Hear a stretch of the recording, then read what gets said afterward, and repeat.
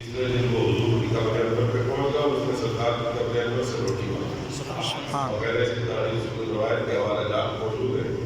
اور یہ روایت جس بندے نے اپنی کتاب میں لکھی وہ سپریم کورٹ کا وکیل ہے اور اس نے سیرت النبی بعد مثال نبی یہ کتاب لکھی ہے. اس کی 8 جلدیں اور انہوں نے یہ والی جو روایت سنا رہا ہوں یہ کئی کتابوں کا عربی زبان کی کتابوں کا حوالہ دے کے لکھی کہ وہ صاحب حضور کے روضہ انور میں جا کر کے یا رسول اللہ 3 دن سے آپ کا مہمان ہوں مجھے کسی نے کھانا اللہ اکبر. فرماتے صاحب مجھے نیند آ گئی حضور کی زیارت میں حضور نے مجھے ہاتھ میں روٹی پکڑا. سبحان اللہ. آپ فرماتے میں نے خواب میں کھانا شروع کر دیا آدھی روٹی کھائی تھی میری آنکھ کھول گئی اور جب آنکھ کھولی تو میں نے دیکھا جو آدھی میں کھا چکا تھا وہ کھا لی تھی جو باقی آدھی حضور نے دی تھی وہ میرے ہاتھ میں. سبحان اللہ.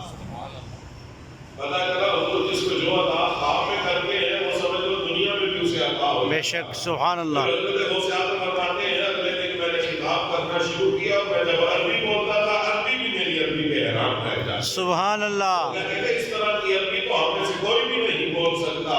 اور آپ کے خطاب کی دوسری کرامت یہ تھی کہ اگر 1 لاکھ کا بھی مجمع لگا ہوتا تھا حضرت غوث اعظم کی آواز جتنی پہلے صف میں بیٹھنے والے کو سنائی دیتی تھی اتنی ہی آواز غوث اعظم کی آخری صف میں بھی بیٹھنے والے. سبحان اللہ. سبحان اللہ.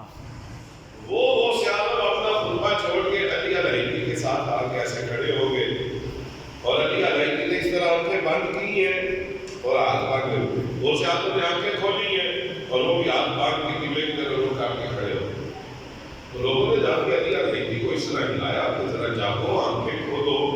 غوث اعظم تمہاری خاطر خطبہ چھوڑ کے تیسری صاحب میں تمہارے پاس آ کے کھڑے ہو گئے ہیں شاید وہ جلال میں ہو آنکھیں کھولو. تو علی علیہ نے جب آنکھیں کھولی حضرت غوث اعظم کو دیکھا تو کھڑے ہو گئے اور ہاتھ باندھ دیے. غوث اعظم نے